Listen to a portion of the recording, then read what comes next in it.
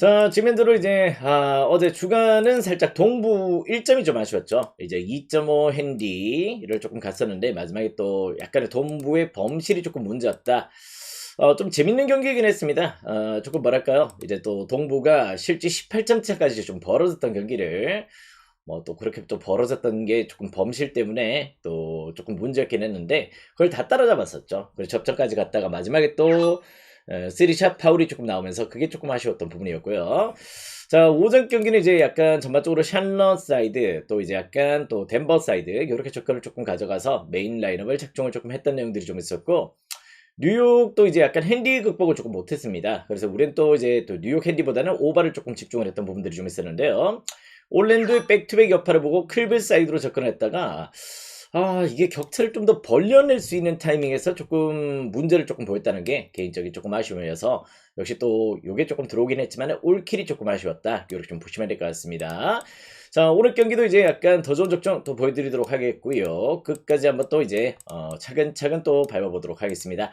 자, 내일부터는 이제 또 MLB가 또 개막을 하죠. 그런 부분들이 좀 있기 때문에 MLB 개막도 상당히 또 여러분들이 조금 기대를 해주시면 좋겠고요.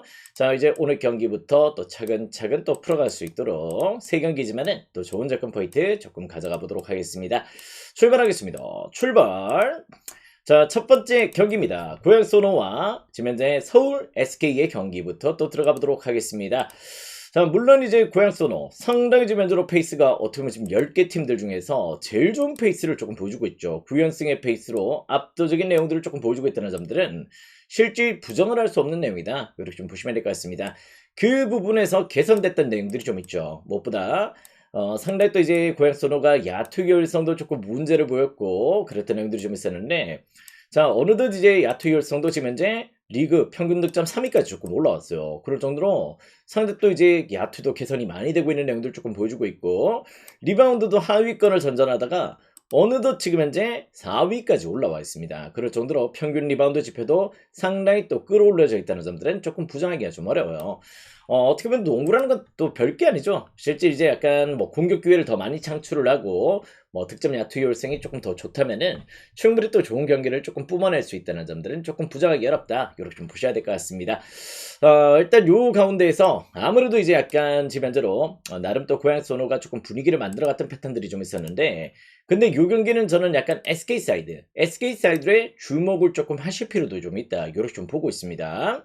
자, SK 같은 경우는 이제 동아시안컵 일정을 조금 소화를 했어요. 그러고 나서 일주일을 쉬었어요. 일주일을 쉬고 3월 18일 날 경기를 치르고 나서 그 이후로 일단 일정 소화를 안 하고 체력적인 우세를 조금 보여줄 수 있는 그런 패턴들이 조금 마련이 되어 있다는 점인데 자, 그 가운데 또 상대전적 같은 경우는 실질적으로 4승 1패로 일단 이제 고양 소노 상대로 상당히 또 좋은 내용들을 조금 보여주고 있다는 점들은 조금 배제할 수가 없는 내용입니다. 물론 이제 또 고양 소노 같은 경우는 최근에 경기를 조금 끌어올렸다는 게 아시다시피 이제 약간 새롭게 용병 교체를 조금 하면서 일단 네이던 나이트가 또 컨디션이 조금 올라왔죠. 경쟁 구도가 조금 발생하다 보니까 캔버의 컨디션도 상당히 또 올라와 있다는 점들은 조금 부정하기 어려운데요. 자, 무엇보다 고양 소노가 지금 현재 평균 득점이 79.2점입니다. 79.2점을 기록하고 있는데 이 부분의 지표에서의 제일 주요 지표는 레이던 나이트예요. 레이던 나이트가 무엇보다 상당히 지금 현재 3점 야투 효율성도 좋고 일단 이제 또 상당히 또 적극적인 행보들을 조금 보여주고 있다는 점들은 조금 배제할 수가 없는데 레이던 나이트가 올 시즌 제일 고전했던 용병이 2명이 있습니다. 그 용병 한 명이 마레이고요.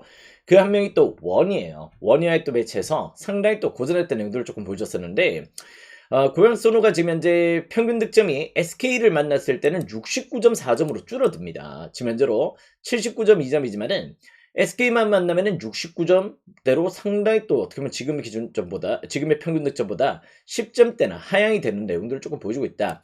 물론 또 시즌 초반에 데이터가 또 축적이 되는 내용이기 때문에 그 지표를 일단 역시 뭐 그렇게 조금 뭐 지표적으로 수치적으로만 계산하기는 조금 어려운 부분들이 좀 있긴 하지만은 직전에 2월 11일 날 어떤 또 이제 고양 소노가 64득점밖에 기록을 못했어요. SK 홈에서 그렇게 조금 기록을 했을 정도로 실제 또 SK 상대로 네이던 나이트의 득점이 상당히 또 이제 조금 말라가는 내용들을 조금 보여주겠다는 점들은 조금 배제할 수가 없다. 네이던 나이트가 키를 잡고 있는데 네이던 나이트는 원이 상대로 상당히 또 고전하고 있다면은 전 요 경기는 이제 무엇보다 농구는 또 상성관계입니다. 상성관계고 국내 농구는 딴 게 없어요. 쉽게 생각을 하면 됩니다. 용병들 간의 매치업에서 누가 우위인지를 생각하시면 되거든요.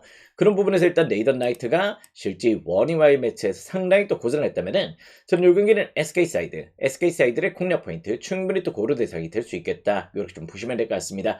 물론 9연승의 상승세요. 광선의 페이스에 절대 무시할 수 없지만은 지금 현재로 이제 또 국내 스포츠 뭐 배구나 농구 같은 경우는 용병들의 지분이 거의 5할, 6할 정도 될 정도로 상당히 또 높은 지표를 보여주고 있는데 그 가운데 또 네이던 나이트는 원이에게 약하다는 점입니다. 일단 요 경기는 SK 사이드, SK 지금 현재 일주일 동안 체력 안배도 조금 했던 부분들이 좀 있다는 점에서 충분히 또 SK 사이드의 공략 포인트 고려해 보셔도 좋겠고요.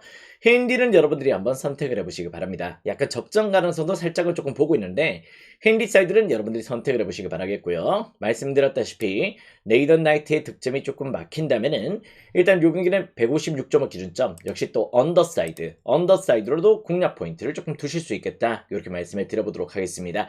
자, 양 팀들의 올 시즌 맞대결 같은 경우는 딱 이제 150점 정도가 나요. 상대 전적 이렇게 조금 가지고 있기 때문에 역시 또 이제 약간 양 팀들의 매치는 그렇게 다득점은 없었다. 이렇게 좀 보셔야 될 것 같습니다. 전 충분히 또 SK 사이드와 함께 지금 현재 언더사이드 이렇게 공략 포인트를 두신다면은 충분히 또 좋은 접근 포인트가 될 수 있는 내용이다. 이렇게 좀 보시면 될 것 같습니다. 그렇게 방향성 설정을 해보시면은 충분히 또 첫 번째 경기도 케어가 될 수 있겠다. 이렇게 말씀을 드려보도록 할게요.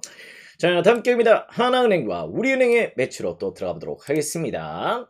자, 오신 분들은 추천 절차 눌러주시고요. 유튜브 보시는 분들도 좋아요와 또 구독 또 부탁을 드리도록 하겠습니다. 자, 지금 현재 이제 하나은행 같은 경우도 상당히 또 동기부여가 또 크죠. 이제 4게임 정도 남아있기 때문에 4게임 가운데에서 또 KB스타즈가 또 어제 경기 때 또 지난 경기 때 패배를 당했기 때문에 충분히 또 추격 가시권에 조금 놓여져 있다는 점들은 조금 배제할 수가 없는 내용이다. 이렇게 좀 보셔야 될 것 같습니다. 자, 그건데 또 우리은행 같은 경우도 이번에 또 이제 여자농구 월드컵이 있었죠. 여자농구 월드컵에서 김단비가 빠졌었어요. 김단비가 이제 약간 이번에 또 여자 대표팀들이 세대 교체에 조금 들어가겠다는 표방을 조금 하면서 김단비를 조금 라인업에서 조금 배제를 해서 운영을 조금 했다. 이렇게 좀 보시면 될 것 같은데 그러다 보니까 김단비가 이제 약간 체력적인 이슈를 조금 보여주지 않을 가능성이 조금 있다. 그 부분도 상당히 또 긍정적이긴 합니다만은 무엇보다 이제 또 올 시즌 맞대결은 하나은행 상대로 어떻게 보면 또 오전 전패를 당하고 있다는 점들은 조금 부정할 수 없는 내용이다. 이렇게 좀 보셔야 될 것 같습니다. 자, 그 차이가 뭐냐면은 역시 또 리바운드예요. 리바운드에서 또 이제 현격하게 이제 하나은행이 조금 우세를 보였던 부분들이 있다는 점에서 일단 이제 또 이런 부분들이 조금 문제점은 될 수 있겠죠. 그리고 또 이제 김단비가 무엇보다 지금 현재 또 여러 가지 지표적으로 조금 하나전에서 조금 고전했다는 점들은 조금 부정하기 어렵습니다.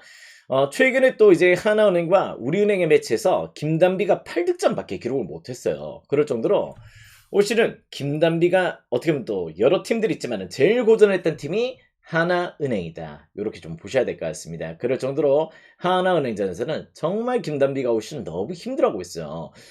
약간 또 하나은행 못지않게 또 이제 또 우리은행이 힘들어하는 팀이 뭐 KB스타즈는 또 어떤 팀이든 다 힘들어하겠지만은 또 약간 터프하게 좀 경기를 운영하는 신한은행 상대로 조금 고전했던 면들도 좀 있긴 하거든요. 근데 약간 유달리 또 하나은행, 터프한 하나은행 상대로 리바운드 지표도 전부 다 조금 따이는 내용들, 일단 득점 지표도 상당히 또 떨어진 내용들 조금 보여주고 있다는 점들은 조금 배제할 수가 없다.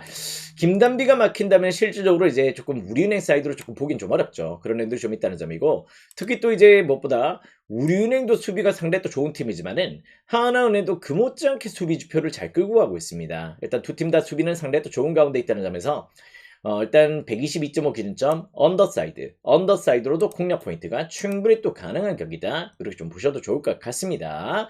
물론 또 이제 하나은행 같은 경우는 박소희랑 또 진한이 대표팀 차출이 조금 됐던 내용들이 좀 있긴 하지만은 무엇보다 이제 뭐 진한의 폼도 뭐 꾸준하게 뭐 체력 이슈를 조금 보여주지 않을 정도로 뭐 불타는 체력이죠. 진화는 조금 그런 애들이 좀 있고 특히 또 양 팀들이 수비는 또 좋은데 결이 또 달라지는 패턴들이 좀 있어요.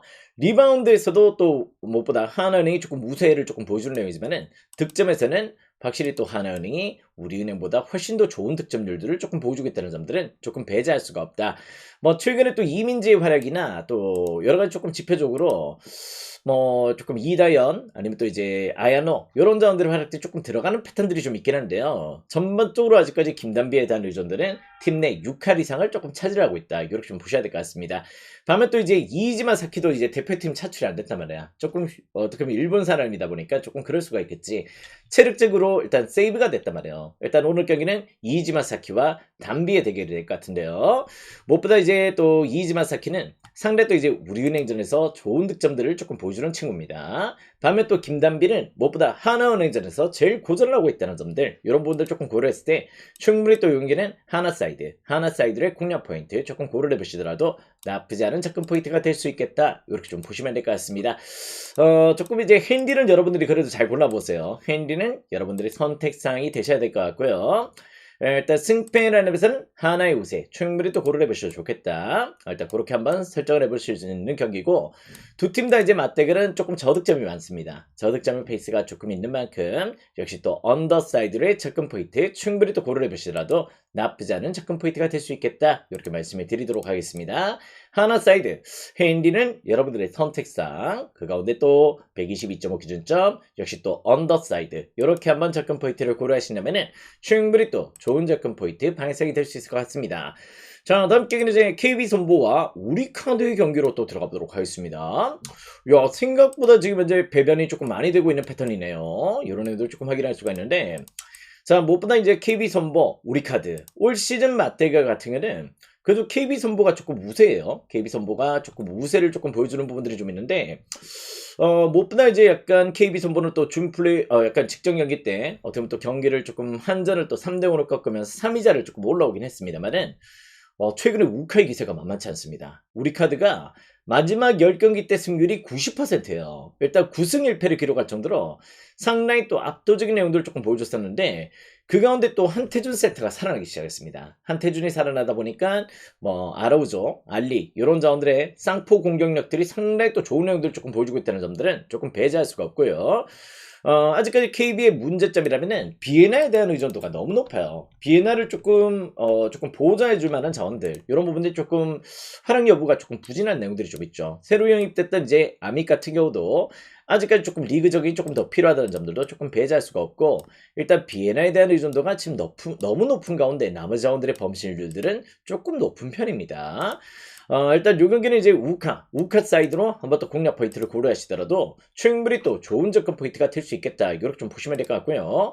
최근에 또 이제 약간 우리 카드는 경민대 기념관 원정에서 2연승을 달리고 있습니다. 그럴 정도로 최근의 양 팀들의 매치는 꾸준한 원정 팀들의 우세가 있었다는 점들은 조금 배제할 수가 없다. 이렇게 좀 보시면 될 것 같습니다. 핸디는 여러분들이 한번 선택을 해보시길 바라겠고요. 양 팀들의 맞대결을 올 시즌 이제 단 한 차례도 3대0으로 끝났던 적이 없었다. 이렇게 좀 보시면 될 것 같습니다. 단 한 차례도 3대0이 없었어요. 그럴 정도로 역시 또 매 세트 또 팽팽했던 내용들이 좀 있었기 때문에 186점으로 기준점이 조금 높게 잡혀 있더라도 한번 또 오버사이드의 공략 포인트도 충분히 또 한번 고려 대상으로 조금 품어보셔도 나쁘지 않은 선택지가 될 수 있는 경기다. 이렇게 좀 보시면 될 것 같습니다. 국내 경기가 이렇게 또 몰리는 거 보니까 조금 불안하긴 합니다. 그렇긴 하지만은 자마토로 일단 KB는 아직까지 조금 범실이 조금 많아요. 범실이 조금 많고 무엇보다 최근 또 우리 카드는 상당히 또 이제 막판까지도 안정적인 전력들을 조금 보여줬다는 점들은 조금 배제할 수가 없을 것 같습니다. 우카 사이드, 오바 사이드 이렇게 한번 공략 포인트를 두신다면은 오늘 경기도 충분히 또 좋은 메리트로 한번 또 품어볼 수 있는 내용들이 될 거다. 이렇게 좀 보시면 될 것 같습니다. 자, 오늘 또 올킬로서 한번 또 달려보도록 하겠고요. 자, 그런데 또 우리 또 내일 경기부터 이제 경기들이 많아집니다. 그 가운데 또 이제 축구들이 또 늘어나고 있죠. 항상 또 축구가 또 기다려주고 또 반가운데 아무튼 축구도 조금 좋은 분석으로 또 풀어드릴 수 있도록 항상 또 패턴들 이어가도록 하겠습니다. 자, 아무튼 이제 오늘은 두 조합입니다. 두 조합 깔끔하게 올킬로 발라먹어 보도록 하겠습니다. 가자!